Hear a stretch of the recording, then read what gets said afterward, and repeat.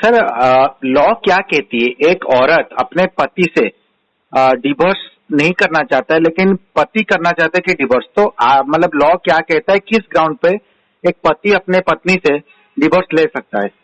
देखिए, जो Hindu marriage act है, जी। हिंदू मैरिज एक्ट के सेक्शन 13 में साफ तौर पर जो कंडीशंस हैं कि किन कंडीशंस में एक हस्बैंड अपनी वाइफ से या एक वाइफ अपने हस्बैंड से डिवोर्स ले सकती है, उसमें एक कंडीशन है क्रुएल्टी।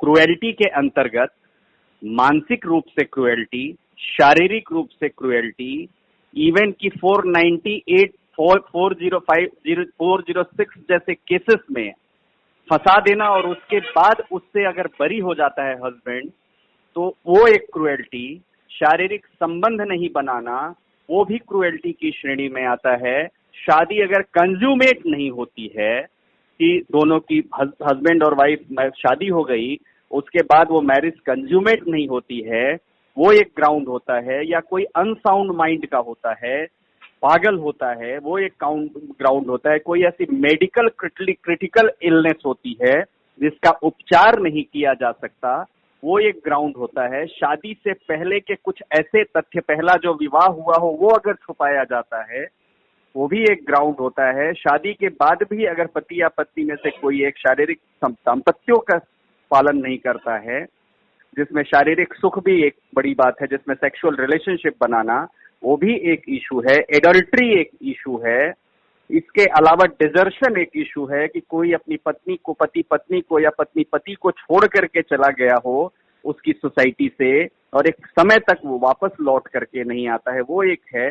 माइनर मैरिजेस जो हैं, जो कम उम्र में शादियां हो जाती हैं बालिग होने से पहले, मेजर होने से पहले, वो भी एक ग्राउंड है।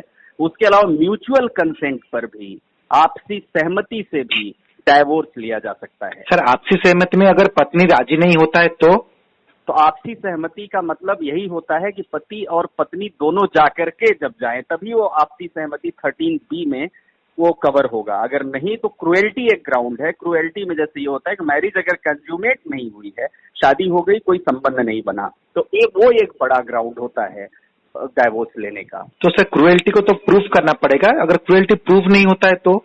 बिल्कुल, प्रूफ नहीं होता है तो एक अलग इशू है, तब तो कोर्ट देखेगा, कोर्ट का डिसीजन होना है। परंतु अभी क्या होता है, जिन रिलेशंस में पति और पत्नी के बीच में विवाद हो गया, दोनों साथ में नहीं रहती, तो कोर्ट की अप्रोच ये होती है कि बजाय उनकी लाइफ को र्यून करने के, उन्हें अलग कर दो। क्योंकि कोई भी ऐसा कानून नहीं है जो फोर्स कर सके, दबाव बना सके किसी दूसरे के ऊपर दूसरे के साथ रहने का।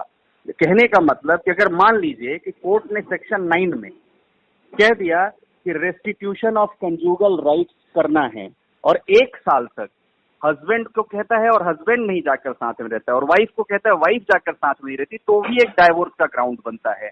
यानी कोर्ट भी कंपेल नहीं कर सकती है हस्बैंड वाइफ को, दोनों को साथ में रहने के लिए। तो सर, ये एक सवाल उठ सकता है कि मैरिज के 7 साल या फिर 6 साल के बाद क्रुएल्टी का बात क्यों आता है? नहीं, क्रुएल्टी का बात कभी भी 1 साल के अंदर भी आ सकता है। 6 साल, 7 साल, 8 साल नहीं। क्रुएल्टी की बात एक वो कुछ नियत समय के अंतर्गत कभी भी आ सकता है, उसका कोई टाइम डिफाइंड नहीं है।